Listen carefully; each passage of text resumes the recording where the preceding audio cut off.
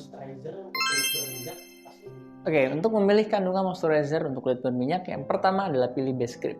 Kalau bisa, pilihlah yang bentuknya lotion, water base, dan juga yang bentuknya gel. Karena itu nggak akan nyebabin kulit yang berminyak, itu yang paling penting. Kandungannya ada banyak banget, dan ini biasanya nggak bisa single. Contoh, niacinamide, salah satu yang recommended. Saya paling suka pakai vitamin C, kemudian juga pakai hyaluronic acid, tapi cari yang sifatnya nggak nyebabin berminyak. Dan penting banget memilih water base yang tepat. Dok, apakah minum astaxanthin aman jangka panjang sebagai antioksidan? Menurut saya, astaxanthin itu aman dipakai jangka panjang asal nggak boleh berlebihan. Kenapa? Karena dia larut dalam minyak. Dan astaxanthin yang paling bagus kita ambil dari krill oil karena dia mengandung kombinasi banyak hal, ada omega 3-nya dan juga ada astaxanthin, jadi jauh lebih efektif.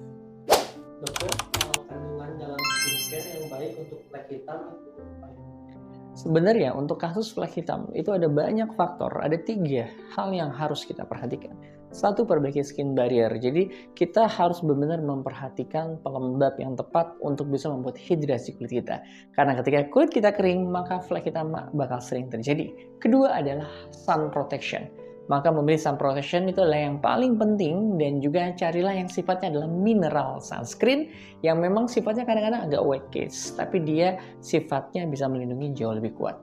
Yang terakhir, pilihlah whitening yang aman, yang tidak mengandung hidroquinone, tidak mengandung pemutih-pemutih yang berbahaya, karena kita gunakan dalam jangka panjang. Dok, kalau cara mengatasi kerutan di mata gimana ya? Kerutan di sekitar mata itu disebut dengan crowfit. Jujur, agak sulit kalau kita dengan menggunakan krim. Walaupun sekarang ada krim-krim yang sifatnya peptide, botox like serum atau apapun itu, agak sulit untuk melakukan hal seperti itu kecuali kita melakukan tindakan invasif seperti akupunktur, botox, itu jauh lebih efektif.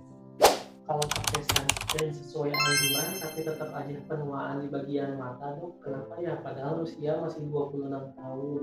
Oke, nggak ada hubungan antara kita pakai krim penuaan dan juga proses penuaan. Kenapa?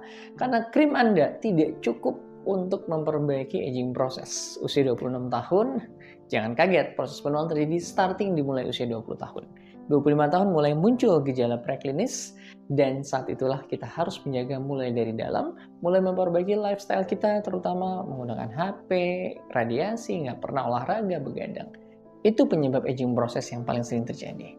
Dok, mau nanya nih, kalau kandungan salicylic acid di dalam face wash boleh dipakai setiap hari nggak? Tergantung keluhannya. Kalau kulitnya sensitif, sebaiknya tidak. Tapi kalau kulitnya berminyak, apalagi skin barrier-nya juga cukup kuat, jarang merah, perlu dipakai setiap hari.